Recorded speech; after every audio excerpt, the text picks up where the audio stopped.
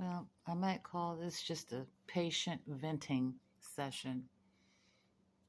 You guys, you ever think about back in the day when they had real medicine and real doctors, where they actually cared about their patients when they looked for cures and not just treatments? I've been thinking about that lately. We don't have that in the West, not here in the United States. I mean, I like my doctor, don't get me wrong, but it's the system. They make too much money off of our illnesses. The system makes a lot of money. The corporations do. They make a lot of money off of our illness, off of our sickness, off of our dying, off of our misery. But that's the West. What are you going to do? Anyways, I've got this condition. You guys know about it, kidney failure. I take dialysis now 3 days a week. And then I just found out I got hypothyroidism. So I'm thinking about quality of life. I've been doing this dialysis now for almost a month. And I quit smoking, by the way. I stopped smoking a month ago. I haven't had a cigarette or a drink or any of that stuff in a month. Not going back. Um, don't have a choice either. I really enjoyed smoking my cigarettes, but I can't do that no more. That's out. Anyways, I'll say that for another subject, for another time. Um, yeah, quality of life. I feel like in the world today, people are really struggling already. And then if you throw the health thing on top of it, well, shit, that's a quadruple whammy, not a double whammy, quadruple. And we're all living at this time where the West is on the decline. America ain't America. The West is a monster now. Probably always has been. We just didn't know it. A lot of truths are being unveiled about the world. And then you throw a major health problem into the mix, and you wonder if it's worth going on. Like, I can take the dialysis, um, but if it's more than a month, I don't know. I don't think I couldn't do this thing 3 days a week for the rest of my life. To me, that's no quality of life. I don't mind just going on and resting peacefully, if that's the case. Thinking about a lot. And I guess I'm not the only one. When you have a disease like this, you think in terms of life and death. You really do. I mean, this ain't the first time I've been hit with a major health problem. This is the first time it's been um, to this magnitude. They say it's hereditary. My mother had thyroid issues.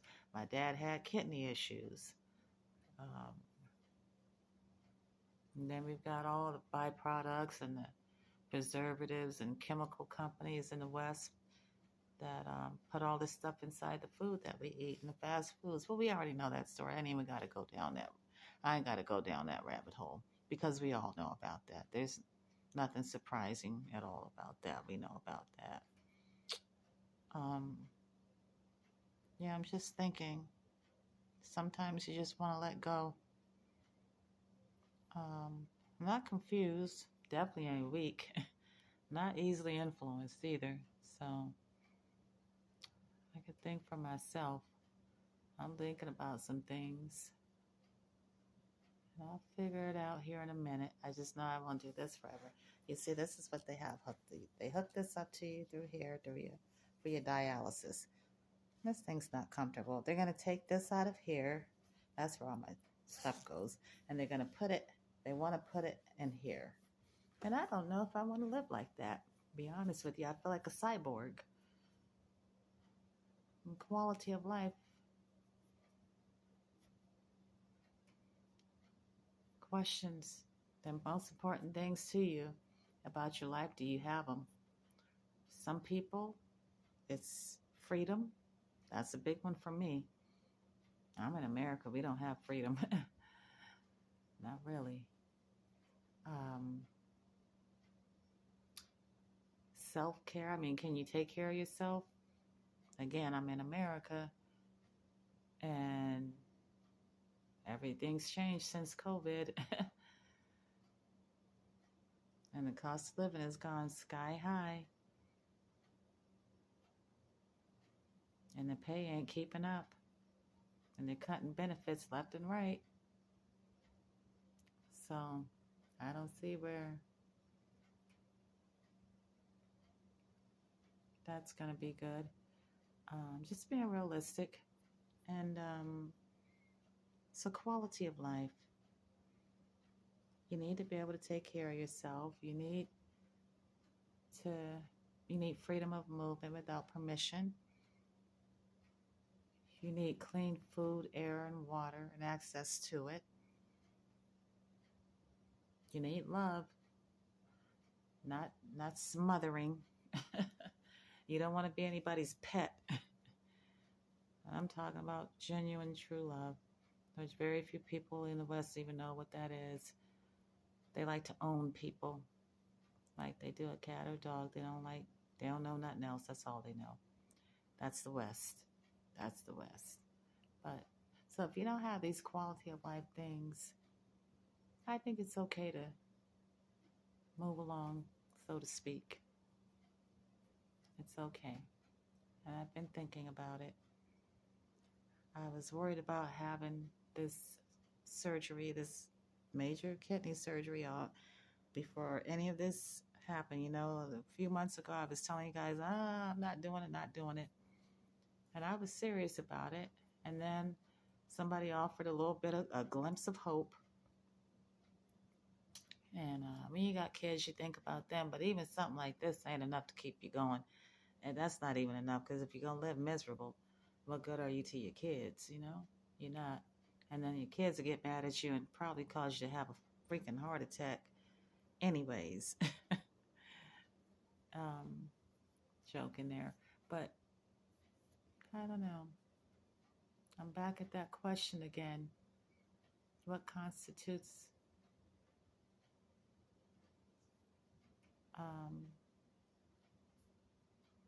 holding on, even at this point? I don't know. I think other people want you to hold on because they're selfish. They want to use you for something, I don't know, or maybe guilt. They say, no, keep living, but for what? When people tell you that, would they do it? If they were in my shoes, would they do it? Could, you know, I don't think they would.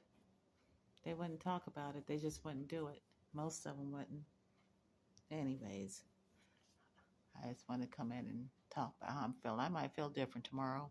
I have some good days and some bad days. This is one of those days, one of them bad ones. All of this hurts. And let me finish before my video gets interrupted. Okay, you guys, thank you. I'll talk to you guys later. It's Asuka, the real one.